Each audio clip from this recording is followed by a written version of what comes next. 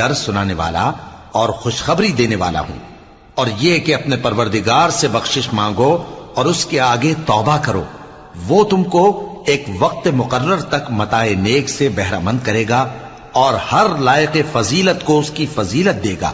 اور اگر روگردانی کرو گے تو مجھے تمہارے بارے میں قیامت کے بڑے دن کے عذاب کا ڈر ہے۔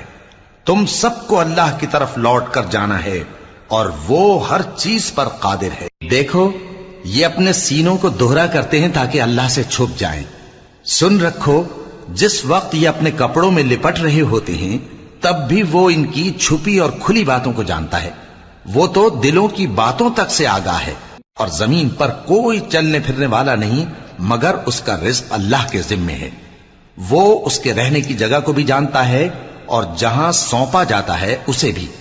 یہ سب کچھ کتاب روشن میں لکھا ہوا ہے، اور وہی تو ہے جس نے آسمان